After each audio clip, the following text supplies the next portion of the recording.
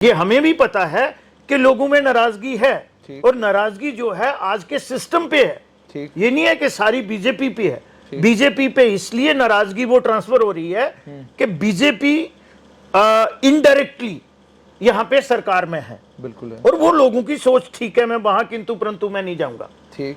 और एक गवर्नर साहब हैं और आपको पता है ये स्टेट जो है इसका एरिया कितना है, क्लाइमेट कंडीशन क्या है, कनेक्टिविटी रेशियो क्या है। आज ही आप देखें बरसात का मौसम है, किस तरह के हालात बन रहे हैं। गुलाम नबी आजाद तो हमारे खिता चिनाब के, वो खिता रहे हिंदुस्तान में, परेशानी तो लीडर अपने आप को खिता चिनाब का ही मानते हैं। नहीं, मसला ये कि परेशानी ये है कि जब आप पत्रकारिता में आते हैं, नेता कोई भी कितना बड़ा हो आप उसको मापते हैं कामकाज के मापदंड पर। तो जब आप भलेसा की तरफ जाने वाली एम्बुलेंस को देखते हैं और वो वहां आज भी गारे में चिकड़ में फंस जाती है और बड़ी मुश्किल से एम्बुलेंस वापस आती है, तो फिर आप उनके ऊपर कटाक्ष करने में या उनको क्रिटिसाइज करने में आपको मैं कुछ नहीं कहूंगा, लेकिन मुझे लगता है कि भलेसा का हॉस्पिटल भी जो है वो मेरे टाइम में सैंक्शन हुआ था। आंतरिक फेरबदल भारतीय जनता पार्टी में क्यों नहीं हुआ? प्रदेश अध्यक्ष रविंदर रैना को पार्टी ने क्यों नहीं बदला? इस सारे सवाल लोग पूछ रहे हैं, लेकिन उससे बड़ा सवाल यह है कि जम्मू कश्मीर में डिलिमिटेशन हो चुकी, जम्मू कश्मीर में विभाजन जम्मू कश्मीर का 2 केंद्र शासित प्रदेशों में भी हो गया, सब कुछ हो गया, लेकिन चुनाव नहीं हो रहे। क्या चुनाव ना होने के कारण भारतीय जनता पार्टी के नेता भी परेशान हैं? इसी पर बात करने के लिए मेरे साथ भारतीय जनता पार्टी के उपाध्यक्ष श्यामलाल शर्मा, पूर्व मंत्री भी हैं और अच्छा खासा अनुभव भी रखते हैं। बहुत बहुत शुक्रिया श्याम जी आने के। धन्यवाद जुनेद जी। श्याम जी, सबसे पहले मुझे ये बताइए कि चुनाव क्यों नहीं हो रहे? देखिए, चुनाव तो हो रहे हैं, किसने कहा नहीं हो रहे हैं। मुझे लगता है कि आपने देखा पिछले ही दिनों हमारे यहाँ पे जो PRIs के लिए कमिश्नर अपॉइंट हो गए हैं।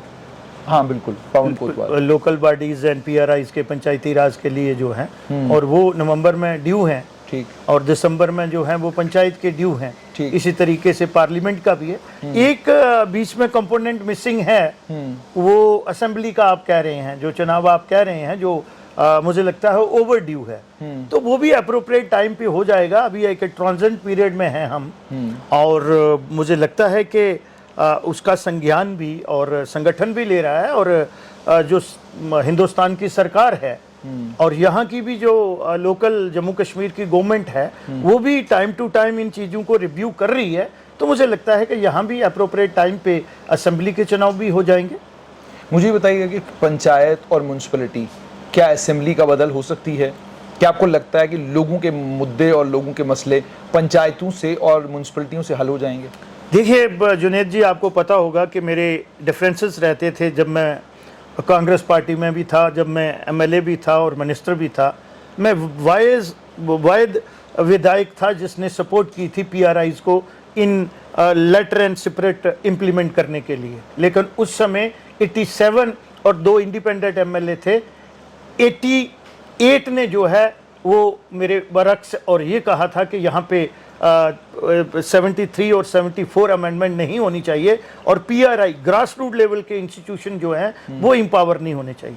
अगर आप हमारी डेमोक्रेसी का जो एक खाका है, जो स्ट्रक्चर है, उसको स्टडी करेंगे तो जो लोगों की रोज़मर्रा की ज़िंदगी है, 80% डेवलपमेंट जो है उसके साथ जुड़ी हुई है। ठीक। और मुझे लगता है कि कागजों में हमने 25 डिपार्टमेंट जो है उनके डिस्पोजल पे छोड़ दिए। ठीक।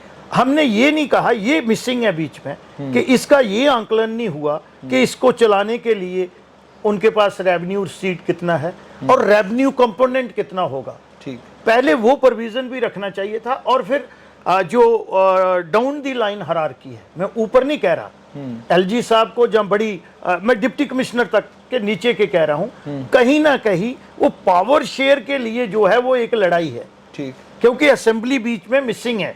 अगर असेंबली यहाँ पे होती तो मुझे नहीं लगता है कि, मैं बड़ी क्लियर बात कहूंगा और बड़ी इस किस्म की बात बोलने लगा हूं जो लोग, हो सकता है मेरे कुछ साथियों को अच्छी नहीं लगे, हम सारी अथॉरिटी अपने पास रखना चाहते हैं, विधायक भी रखना चाहते थे, और आज ब्यूरोक्रेट और टेक्नोक्रेट भी अपने पास ही रखना चाहते हैं। ठीक। जिस तरह से डिस्ट्रिक्ट डेवलपमेंट काउंसिल ने काम करना चाहिए था, मुझे लगता है कि अब उन्होंने भी जो उनका डोमेन है उसको पूरी तरीके से स्टडी नहीं किया होगा। मैं किसी पे प्रश्न चिन्ह नहीं लगा रहा। और एडमिनिस्ट्रेशन ने भी उनको कभी कोऑपरेट नहीं किया होगा और अथॉरिटी, पूरी अथॉरिटी देके उनको काम नहीं करने दिया होगा, मुझे ऐसा लगता है। लेकिन श्याम जी, आपकी बातों से मुझे ऐसा लग रहा है कि आप ये कहने की कोशिश कर रहे हैं कि डीडीसी के इंस्टीट्यूशन को मजबूत होना चाहिए, म्यूनसिपैलिटी के इंस्टीट्यूशन को मजबूत होना चाहिए, सारी बातें आपकी अपनी जगह बजा हैं, मगर क्या आपको नहीं लगता कि ओवरड्यू हो चुके हैं असेंबली के चुनाव?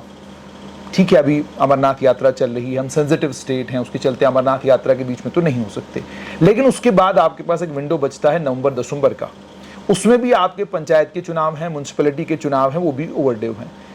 तो क्या आपको नहीं लगता कि बिल्कुल समय आ चुका है जब हमें पंचायत, असेंबली और म्यूनसिपैलिटी तीनों चुनावों को एक साथ कराना चाहिए? मुझे लगता है बहुत बड़ा जनसमूह जो बाहर आएगा वही एक तरह से पूरी दुनिया को ये मैसेज दे देगा कि 5 अगस्त 2019 के बाद वाले जम्मू कश्मीर में लोगों ने सब कुछ एक्सेप्ट कर लिया। जुनेद जी, आपने बहुत खूब कहा, और ये ड्यू हैं सारे, और मैं भी ये मानता हूं कि ये वाइटल कंपोनेंट जो है डेमोक्रेसी का, जो यहाँ की लेजिस्लेचर है वो मिसिंग है।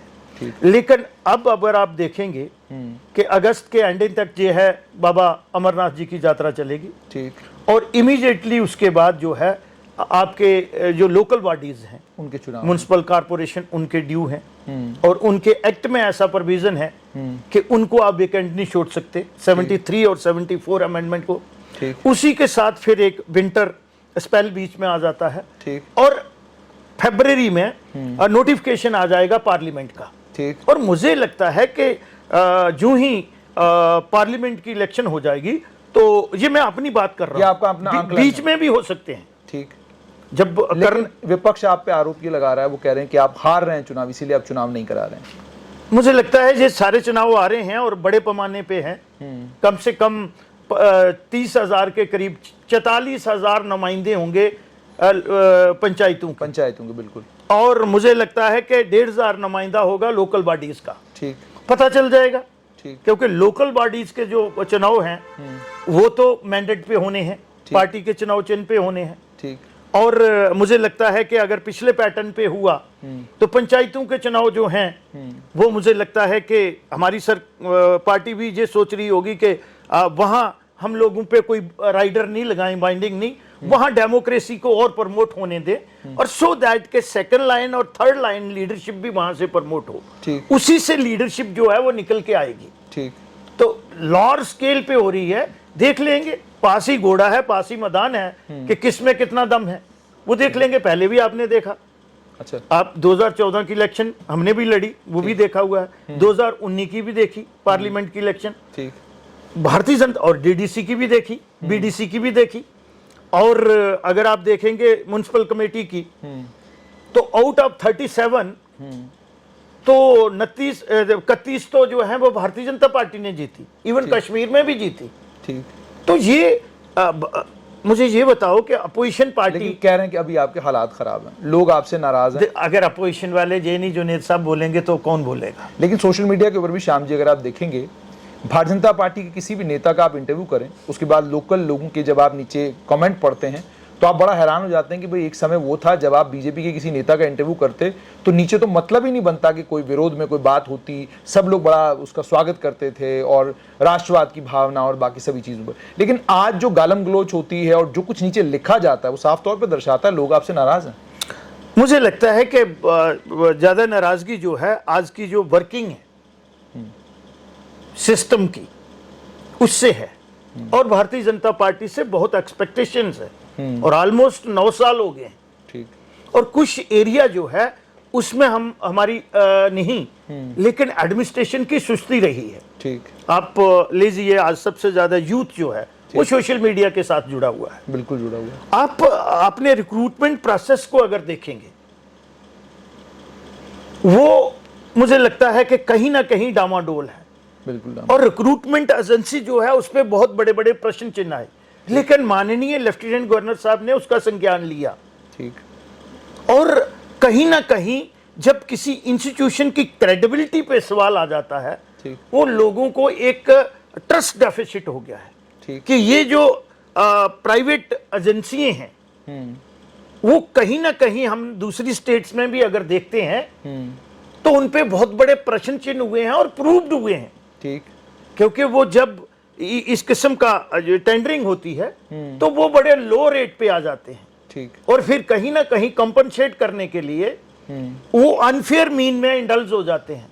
लेकिन क्या आपको लगता है केवल ये रिक्रूटमेंट के कारण लोग आपसे परेशान हैं, और भी issue या है। लोग इन जनरल बेबस खुद को महसूस करते हैं कि हम अपनी बात रखना चाहते हैं, बात सुनने वाला कोई नहीं, और अगर किसी को अपनी बात सुनाते भी हैं वो आगे किसी को सुनाता है उसकी कोई नहीं सुनता? नहीं, मैं वही बात बोल रहा हूं ना, लंबा स्पेल हो गया 5 साल से ज्यादा गवर्नर रूल का। ठीक। और उसके कारण जो डिस्पेंसेशन है, जो एडमिनिस्ट्रेशन का पॉलिटिकल जो नुमाइंदा है वो एक ब्रिज होता है। ठीक। और उस पे ज्यादा ट्रस्ट होता है जनता को, और वो अकाउंटेबल होता है। ठीक। और एक ट्रांसपेरेंसी होती है। ठीक। आज वो कहीं ना कहीं मिसिंग है। ठीक। और हम कोशिश कर रहे हैं, उस पे मंथन हो रहा है। ठीक। पार्टी उस पे बड़ी सीरियस है। ठीक। ये हमें भी पता है कि लोगों में नाराजगी है। ठीक। और नाराजगी जो है आज के सिस्टम पे है। ठीक। ये नहीं है कि सारी बीजेपी पे है। बीजेपी पे इसलिए नाराजगी वो ट्रांसफर हो रही है कि बीजेपी इनडायरेक्टली यहां पे सरकार में है। बिल्कुल है। और वो लोगों की सोच ठीक है, मैं वहां किंतु परंतु मैं नहीं जाऊंगा। ठीक। और एक गवर्नर साहब हैं, और आपको पता है ये स्टेट जो है इसका एरिया कितना है, क्लाइमेट कंडीशन क्या है, कनेक्टिविटी रेशियो क्या है। आज ही आप देखें बरसात का मौसम है, किस तरह के हालात बन रहे हैं। दरिया चनाव क्या कर रहा है, तभी क्या रहा है, छोटे छोटे नाले। आपका जो मदरलैंड है वहां की डोडा डिस्ट्रिक्ट को देखो क्या हो रहा है, बहुत तबाही हो रही है। तो अगर लोगों के चुने, मैं नहीं कहता कि वहां पे जो हमारी एडमिनिस्ट्रेशन है, मैं देखता हूं वो भी प्रोएक्टिव रहते हैं, लेकिन एक ट्रस्ट डेफिसिट हो गया है। वो जो कमिटमेंट करके आते हैं, आपने पता बैक टू विलेज का हुआ, वो कहीं ना कहीं वो पूरी नहीं हो रही, कमिटमेंट पूरी नहीं हुई और ट्रस्ट डेफिसिट बढ़ता जा रहा है। उसी के कारण ये परेशानी, वो जो रिस्पांसिबिलिटी है जी वो बीजेपी पे ट्रांसफर हो रही है। उसी के कारण ये परेशानियां हैं। तो उसी के कारण हमसे लोग सवाल करते हैं और करने भी चाहिए। ठीक। क्योंकि 50% से ज्यादा लोगों ने उस समय हम पे इत्मीनान किया है। बिल्कुल। और जब सरकार में आ जाते हैं फिर पूरी जनता ना 100% के आप जुम्मेवार होते हैं। You are responsible. Shyam ji, मुझे एक चीज और बताइए, जैसे आपने कहा, ये तो आपने कहा ट्रस्ट डेफिसिट है। अब आपके संगठन की ओर आते हैं। आपके संगठन में फेरबदल की बातें हुई और बड़ी अफवाहें उड़ी और 4 लोगों के नाम आए, कहा गया ये अध्यक्ष बन रहे हैं, ये अध्यक्ष बन रहे हैं। हमने भी कहानियां चलाई, क्योंकि जो अफवाह थी बाजार में हमने भी उसको अपने पोर्टल के जरिए लोगों तक पहुंचाया, लेकिन कोई फेरबदल नहीं हुआ। उसके बाद आपकी पार्टी से सुरेंद्र चौधरी चले जाते हैं, पार्टी छोड़ देते हैं और आपके पार्टी के अध्यक्ष के ऊपर गंभीर आरोप लगाते हैं। मुझे ये बताइएगा कि क्या सुरेंद्र चौधरी का पार्टी छोड़ना एक पार्टी को बड़ा झटका है? क्योंकि पिछले, अगर मैं 9 साल की बात करूं, तो आपकी पार्टी में लोग आए हैं, कोई बड़ा नेता आपकी पार्टी छोड़कर गया नहीं है। लेकिन सुंदरबनी नौशेरा का एक बड़ा नेता आपकी पार्टी छोड़कर नेशनल कॉन्फ्रेंस, वो भी मैं आपको कह रहा हूं कि क्षेत्रीय दल नेशनल कॉन्फ्रेंस में गया। कांग्रेस में जाते तो भी समझ में आता, लेकिन नेशनल कॉन्फ्रेंस चुनने का मतलब ये हो गया कि इस समय आप नेशनल कॉन्फ्रेंस को जब चुनते हैं तो बहुत सारे आरोप नेशनल कॉन्फ्रेंस के ऊपर भी लग रहे हैं, और आपके ऊपर भी ये आरोप लगते हैं कि आप जो आपका विपक्ष है उसको कमजोर करने की पूरी कोशिश करते हैं। उसमें आप नेशनल कॉन्फ्रेंस पर भी आपका मतलब दिल्ली जो है निशाना साध रही है। तो मुझे ये बताइएगा कि इन समीकरणों के चलते सुरेंद्र चौधरी का जाना आपकी पार्टी के लिए कितना नुकसानदेह है? आपने मुझे 4 सवाल कर दिए। सबसे पहले आपने ये कहा कि संगठन में अफवाह थी, तो र्यूमर ही होती है। आप बहुत ही सटे हुए और स्टीक जर्नलिस्ट हैं, मैं आपको पिछले 25 साल से जानता हूं, तो इसलिए जो र्यूमर है वो र्यूमर ही है। ठीक। और ना ये मेरा डोमेन है, ये मेरा प्रेरोगेटिव में नहीं आता। उपाध्यक्ष हैं, मैं उपाध्यक्ष हूं, लेकिन ये डोमेन जो है, आप टॉप हायरार्की की बात कर रहे हैं, जहां आपका इशारा है वो जो है वो जो हमारी अखिल भारतीय जनता पार्टी के अध्यक्ष हैं, जहां बड़ी लीडरशिप है, ये उनका डोमेन बनता है। ठीक। मुझे इसमें लगता नहीं कि ये स्टेट सब्जेक्ट है। ठीक। इसलिए इसमें मैं ज्यादा नहीं जाऊंगा, क्योंकि आपने खुद कहा कि र्यूमर थी, पर वो र्यूमर ही निकली। बहुत अच्छे तरीके से जहां पे संगठन जो है आप देख रहे हैं उनकी गतिविधियां हो रही हैं। लेकिन फिर अंदर वाले बाहर वाली भी मैं उसी पे आ रहा हूं। दूसरा सवाल आपने ये कहा कि एक नेता हमारे में आए और 1.25 साल में वो चले गए। ठीक। बिल्कुल चलिए। ये बात ठीक है कि वो आए, हमारे परिवार में आए, हम लोग भी आए। मैंने 4.5 साल हो गया आए हुए। आज मैं कहूंगा कि मेरी पॉलिटिकल रेटिंग, आज मैं पहली बार कह रहा हूं, मैं कार्यकर्ता हूं और एडमिनिस्ट्रेटिव स्किल आप जानते हैं क्या है, कितने कॉम्पिटिटर हैं।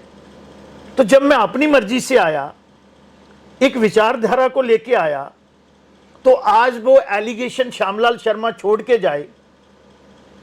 आपको पता है, मैं जब वो छोड़ के आया था तो मैंने कहा था कि मेरी सोच के साथ वो जिस कांग्रेस में हम थे, मैं था, उसकी सोच में परिवर्तन हो गया। वो अपीसमेंट की पॉलिसी पे चलती है।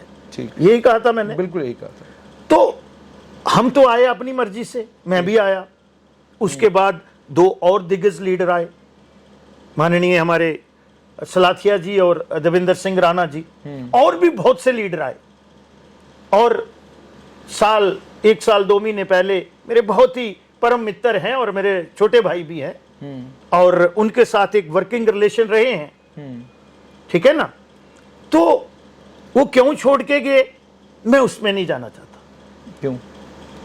मुझे ये बताइए कि ये तो जब कोई परिवार में किसी में आता है तो ताली दोनों हाथों से बजती है। ठीक, मैंने कहा है कि मेरी रेटिंग भी कोई देख ले, काम करने की क्षमता भी देख ले, और आज भी मेरे पास कितने लोग आते हैं। अध्यक्ष के ऊपर आरोप ही लग रहा था कि वो परिवारवाद कर रहे हैं, उसके चलते उन्होंने पार्टी छोड़ी है। परिवार तो अभी उसका बना नहीं है। 18 साल के बाद परिवार तब होता है अगर वो शादी करता तो। यानी गृहस्थ में अगर वो अब मैं बताता हूं, हमारा कॉन्स्टिट्यूशन बोलता है, छोड़ो आध्यात्मिक बातें, हमारा सनातन क्या कहता है, वो गृहस्थी है। You tell me. ये नहीं है कि मैं जो सच्चाई है वो बोलता हूं। मुझे बताओ उस पर परिवारवाद का क्या लगेगा। ठीक, ये तो एक आम रूटीन बन गई ना कि इतनी कमजोर क्लास है पॉलिटिशियन, और हम खुद ही एक दूसरे के कपड़े फाड़ते हैं। उसकी गृहस्थी नहीं है, ना उसने शादी की है, ना आगे बच्चे हैं। 18 साल के बाद जब आदमी बालिग हो जाता है तो वो बाप की प्रॉपर्टी पे भी नहीं हक रख सकता। ठीक, वो बाप की बिल है, उसकी है कि मैंने देना है, नहीं तो डिसोन कर सकता है बच्चे को। ये हमारा संविधान कहता है। ठीक, तो उसका परिवार है ही नहीं, तो उसमें मैं क्या उसका जवाब क्या दूं माननीय चौधरी साहब की बात का। और कल मैटर सब जुडिस, अभी मामला डिफेमेशन का बन चुका है। डिफेमेशन का बन चुका है, तो आपको पता है थोड़ा बहुत ला कर रहे हैं, तो इसलिए मैं इन चीजों में नहीं जाना चाहता। तो आपने कहा कि पार्टी क्या चिंता और चिंतन कर रही है, यही भारतीय जनता पार्टी की खूबी है। लेकिन ये अंदर बाहर वाला मसला क्यों आ गया? अंदर बाहर वाला कह रहे हैं कि जी जो पार्टी में लंबे समय से संगठन के साथ हैं, जो संघ से आए उसके बाद संगठन में आए, आप उन लोगों को पीछे रख रहे हैं और उनके ऊपर आप जो है इंपॉर्टेंस दे रहे हैं उन लोगों को जो लोग नए नए हैं पार्टी के अंदर। और ये भी मैंने सुना कि वहां पर जवाब भी ये दिया गया कि भाई आप इनको नया न कहो, ये राजनीति में पिछले 40-50 साल से। तो आपसे जानना चाहूंगा कि आज श्यामलाल शर्मा जी को भी ये महसूस होता है कि आप भारतीय जनता पार्टी में हैं लेकिन बाहर ही हैं? आपने कभी मुझे इस 4.5 साल में ऐसी बात से देखा? नहीं, मैंने कभी बात करते हुए नहीं देखा आपको। लेकिन महसूस जब मैंने महसूस ही नहीं किया तो फिर बात करने वाली बात कहाँ है? यानी संगठन, और जब हमारी लीडरशिप हमें लाया गया है, यानी संगठन आपको और पूरा आदर सत्कार दिया गया है। जो आपके 40 साल राजनीति में आपने मेरे साथ एक बार सवाल किया था, अगर आप रिकलेक्ट करेंगे, कि श्याम जी आपको क्या मिला, और 10 दिन के बाद मैं वाइस प्रेसिडेंट था, उपाध्यक्ष थे, ठीक है ना। हाँ, कांग्रेस में मुझे उपाध्यक्ष बनते और फिर मेरे साथ पावर शेयर नहीं होती थी। बिल्कुल। आज मुझे फ्री हैंड दिया जाता है, ये मैं जिले का प्रभारी हूं, ये मैं ये हूं, ये मैं वो हूं, और ट्रस्ट, पार्टी ट्रस्ट करती है, विश्वास करती है। तो सुरेंद्र चौधरी के ऊपर ये विश्वास क्यों नहीं किया आपने? मैंने कहा ताली दोनों हाथ से बजती है। मैं उस चीज में जाना ही नहीं चाहता। अब वो छोड़ के चले गए, ठीक, ठीक है ना। तो आप मानते पार्टी को नुकसान हुआ उससे कि नहीं? नहीं, मुझे नहीं लगता भारतीय जनता पार्टी को कोई नुकसान होगा। आपको लगता है कि नहीं होगा? मुझे नहीं लगता। और उमर अब्दुल्ला आप पे ये आरोप लगा रहे हैं, कह रहे हैं कि आपको 0 आएगा या 2 या 3 सीटें आएंगी, इससे ज्यादा सीटें आपको आने वाली नहीं है, यहाँ तो नेशनल कॉन्फ्रेंस का झंडा लहराएगा। उमर साहब अगर अपनी 85-86 साल की उनकी पार्टी है, और शेख अब्दुल्ला से बड़े टॉल लीडर कोई नहीं हुआ है, और यहां अग्रेरियन एक्ट रिफॉर्म्स भी शेख अब्दुल्ला ने कहे थे। तो उस इतिहास को देखें वो कि जम्मू से उनको मेजॉरिटी कब मिली है।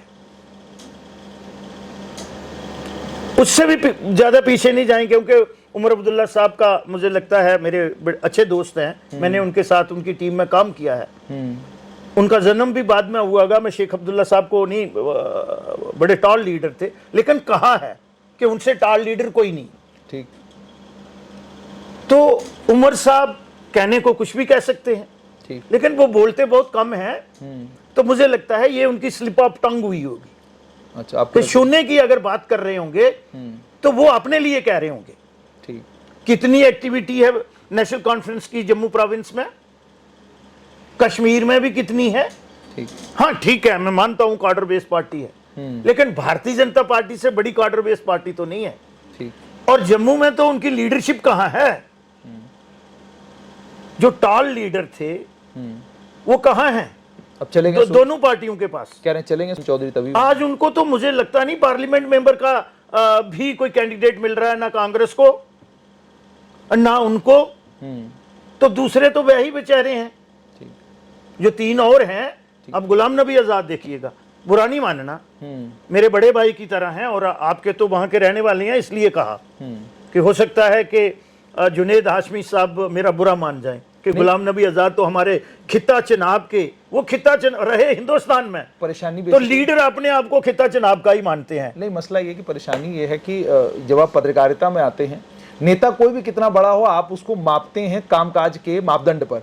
तो जब आप भलेसा की तरफ जाने वाली एम्बुलेंस को देखते हैं और वो वहां आज भी गारे में चिकड़ में फंस जाती है और बड़ी मुश्किल से एम्बुलेंस वापस आती है, तो फिर आप उनके ऊपर कटाक्ष करने में या उनको क्रिटिसाइज करने में आपको मैं कुछ नहीं कहूंगा, लेकिन मुझे लगता है कि भलेसा का हॉस्पिटल भी जो है वो मेरे टाइम में सैंक्शन हुआ था।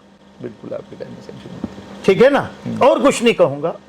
बड़े टॉल लीडर हैं, वी मस्ट रिस्पेक्ट, लेकिन अब 10-11 महीने साल आरोप किया कि वो भी आपके सहारे हैं। हमारे सहारे क्या है? कहते हैं आपके सहारे आप ही ने लाया है उनको, लॉन्च भी आप ही ने किया। आरोप लगते हैं, पता सत्य है। आरोप तो सबको कहते हैं, ये भारतीय जनता पार्टी की बी टीम है, तो कहते तो बी टीम ही है ना, ए टीम तो नहीं किसी को बोला जाता। कहते हैं ये दिल्ली में मैच, तो फिर आप ना, आप अपने सवाल में खुद ही उसमें उलझ गए हैं। आपने कहा कि यहाँ जीरो या वो होगा, जब वो ये सारी हमारी बी टीम्स हैं, तो मुझे बताओ तो फिर सिंगल लार्जेस्ट पार्टी जब एब्सोल्यूट मेजॉरिटी की तरफ कौन सी पार्टी जाएगी? You tell me. Shyam ji, मुझे एक चीज और बताइए, ये बड़ा इंटरेस्टिंग, आपने जो गुलाम नबी आजाद की बात की, कैसा लग रहा है आपको ये देखकर कि आप एक कांग्रेस में उनके साथ आपने काम किया है? एक वो नेता जो जब भी जम्मू कश्मीर आते थे, जम्मू संभाग में ही नजर आते थे। पहली बार ऐसा नजर आ रहा है कि वो जम्मू संभाग में कम समय और कश्मीर में ज्यादा समय दे रहे हैं। देखिए, उनकी बड़ी खास रिश्तेदारी है कश्मीर के साथ, हो सकता है वो भी अटैचमेंट हो, लेकिन जम्मू में अब उनको रिस्पांस नहीं मिल रहा है। अगर आप देखें सब जगह वो, तभी लोग कह रहे हैं लॉन्च आपने किया, आप चाहते हैं जम्मू में ना करें, जो करें कश्मीर। नहीं, हमने नहीं कहा, उनको रिस्पांस ही नहीं मिला। अब वो टेबल मीटिंग कर रहे हैं। आप देखिए जो पिछला उनका प्रवास रहा, चाहे पुंछ का रहा, रजौरी का रहा, जहां आपके अपने एरिया का रहा, उन्होंने पब्लिक जलसा कहीं नहीं किया, पब्लिक मीटिंग कहीं नहीं की। गेस्ट हाउस में बैठ के तो वहां ही डाक बंगलों में जो मीटिंग है वही कंडक्ट की ना। ठीक, सामने मैं बोल रहा हूं, वही कंडक्ट की उन्होंने। तो अगर उनको मास सपोर्ट मिलती, मुझे बताओ जम्मू में वो क्या कह सकते हैं? तो इसलिए उनको ये, मुझे लगता है कि ये भ्रम था कि मैं बहुत बड़ा लीडर हूं। ठीक, होंगे, लेकिन कितनी इलेक्शनें लड़ी हैं, कितनी जीती हैं, ये मापदंड, ये मापदंड होते हैं लीडर के। ठीक, ठीक है ना। मैनेजमेंट की लीडरशिप पॉलिटिक्स आजकल जुनेद जी नहीं चलती। ठीक, आजकल पब्लिक के साथ कार्यकर्ता बनके, क्योंकि माननीय मोदी जी ने पॉलिटिकल नैरेटिव चेंज कर दिया है। ठीक, अब वो नैरेटिव नहीं चलता कि एक तो आप लेगेसी को लेके चलेंगे और एक ये कहेंगे कि मैं इतनी बार मंत्री रहा, मैं सारी स्टेटों का जनरल सेक्रेटरी रहा, मैं ये रहा। वो नहीं देखते लोग कहते हैं कि आज आप काम क्या कर रहे हैं, आपकी कंट्रीब्यूशन क्या है, what is your contribution, what is your contribution और आपने कंट्रीब्यूट किया है। ठीक। तो इसलिए ये हमें कहा जाता है, एक दूसरे को कहते हैं ठीक कि ये बी टीम है, बी टीम है। ठीक। तो मुझे उसमें कोई क्लैरिफिकेशन नहीं देनी है। अच्छा, अंत में श्याम जी मुझे ये बताइए, कितनी संभावना है इस बात की कि अगर कल मान लीजिए चुनाव में परिस्थितियां ऐसी बन जाती हैं, जब भी असेंबली के चुनाव जम्मू कश्मीर में होते हैं, ना आपके पास मेजॉरिटी है, ना नेशनल कॉन्फ्रेंस के पास मेजॉरिटी है, ना अन्य किसी दल के पास अच्छा खासा नंबर है, तो कितनी संभावना है कि भारतीय जनता पार्टी जो है उस समय नेशनल कॉन्फ्रेंस का, क्योंकि अटकलें ऐसी लग रही हैं कि डॉक्टर फारूक अब्दुल्ला के ऊपर JKCA का मामला बना हुआ है, लेकिन वो मामला आगे नहीं बढ़ता, CBI 1-2 बार पूछताछ करती है, फिर बात खत्म। उमर अब्दुल्ला के ऊपर जम्मू कश्मीर बैंक से जुड़ा हुआ एक मामला है, 1-2 बार पूछताछ होती है, मामला खत्म। नेशनल कॉन्फ्रेंस के कई और नेता हैं जिनके ऊपर गंभीर आरोप हैं, थोड़ी बात आगे बढ़ती है लेकिन फिर बात ठंडे बस्ते में चली जाती है। तो इशारे ऐसे हैं कि भाई ये ठंडे बस्ते में इसलिए गई है क्योंकि कोई बैकग्राउंड में बैकरूम प्लेयर्स हैं कुछ, जिन्होंने आपस में हाथ मिला लिया है, और कल जब संभवतः जम्मू कश्मीर असेंबली के चुनाव होते हैं, उन चुनावों के फौरन बाद जम्मू कश्मीर में भाजपा और नेशनल कॉन्फ्रेंस की सरकार बनना तय है। ये बात लोगों के बीच में है। मुझे लगता है ये तो सीधा दीवार पे लिखा हुआ है कि किसने हाथ मिलाया है। अभी कल का ही देखो आप, करगिल में क्या हुआ, किसने हाथ मिलाया है? नेशनल कॉन्फ्रेंस और कांग्रेस ने मिला लिया है। मिला लिया ना। डरे हैं थोड़ा सा आप इससे? हमें क्यों डरना है? जाहिर सी बात है, 2 बड़ी पार्टियां आपस में मिली हैं करगिल में। कितनी बड़ी पार्टियां हैं? लखनपुर के पार हैं ये कहीं क्या? दोनों पार्टियां, एक तो आपकी पुरानी पार्टी है जिससे आप आए हैं। नहीं, रहे तो दोनों नहीं, वो भी बीजेपी के साथ रहे हैं। वहां रहे हैं। एनसी रही है, बिल्कुल। एनसी जो है वो रही है। और पॉलिटिक्स में जो है कोई चीज परमानेंट नहीं होती। बट मुझे नहीं लगता है कि भारतीय जनता पार्टी को जरूरत पड़ेगी। यानी आप आश्वस्त हैं जो आपने जिस दिन भारतीय जनता पार्टी, आप आश्वस्त हैं कि जो घोड़े आपने दौड़ाए हैं कश्मीर में वो काम कर जाएंगे और आप सरकार बना लेंगे? नहीं, आप मेरे साथ जो है वो भी डिस्कस कर सकते हैं कि कितनी सीटें हैं। और मुझे लगता है कि कश्मीर की जनता जो है, आपको भी पता है, अभी पिछले दिनों उधर थे और मैं भी वहां पे था, ये आपको पता है ना। तो वो तामझाम कहीं नहीं था। लेकिन जो मेरे पास जो घोड़े आपने दौड़ाए हैं कश्मीर में, क्या आप उन पर, आपको यकीन है कि वो दौड़ जाएंगे? नहीं, हमने घोड़े नहीं दौड़ाए, हमने गाड़ी दौड़ाई है भारतीय जनता पार्टी की। अपनी गाड़ी है? अपनी गाड़ी है हमारी। अच्छा, आप देख रहे हैं वहां से चल रही है। लेकिन गाड़ी भी जब आप खरीदते हैं, गाड़ी का मान लीजिए मारुति की खरीद लें, टायर उसमें क्या कहते हैं, या तो सीएट के डलेंगे या मार्लबोरो या किसी और कंपनी के डलेंगे, तो टायर तो कम से कम आपने। नहीं, हमने कंपनी में एक है, भारतीय जनता पार्टी का प्रोडक्ट जो है वो आज हिंदुस्तान में ही नहीं, दुनिया की सबसे बड़ी पार्टी है। इंडिजिनस प्रोजेक्ट जो हमारी विचारधारा को और अखंड भारत के साथ राष्ट्र जिनकी प्रायोरिटी होगी, तो वो तो मोस्ट वेलकम है उनके लिए।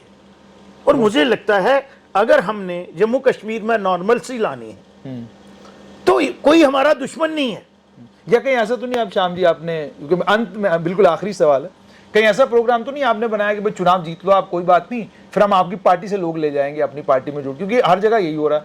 महाराष्ट्र में आप शिंदे को ले गए, महाराष्ट्र में आप शरद पवार का अजीत पवार ले गए, बिहार में भी अब खतरा है, कहते हैं कि शायद आप आरजेडी ले जाएंगे, और कर्नाटका में इसी तरीके से आप जेडीयू ले गए, कांग्रेस ले गए, मध्य प्रदेश में आप आधी कांग्रेस ले गए। तो कहीं ये तो नहीं होगा नेशनल कॉन्फ्रेंस के साथ कि चुनाव हो जाएंगे, वो कोई 20-22 सीटें ले लेंगे और अगले दिन सुबह हमें दिखेगा कि भाई सिर्फ डॉक्टर फारूक अब्दुल्ला, उमर अब्दुल्ला है, बाकी निकल गए सारे? इसका कारण क्या है? कारण ये है कि हिंदुस्तान में भी और रीजनल पार्टियों के पास भी लीडरशिप वैक्यूम है। आज जितनी टॉल लीडरशिप और कमिटमेंट वाली लीडरशिप और ट्रांसपेरेंट लीडरशिप, मुझे ये बताओ 9 साल में इस सरकार पे कोई घोटाले का प्रश्न चिन्ह क्यों नहीं लगा? लगा कोई? एक भी बता दो मुझे। प्रश्न चिन्ह लगाएगा कौन? अपोजिशन लगाएगी कहाँ? वो कोई ईडी के पास फंसा हुआ है, कोई सीबीआई के पास फंसा हुआ है, कोई किसी के पास फंसा है, कोई किसी के पास फंसा है, प्रश्न चिन्ह लगाएंगे कहाँ से? क्यों फंसे? क्यों फंसे?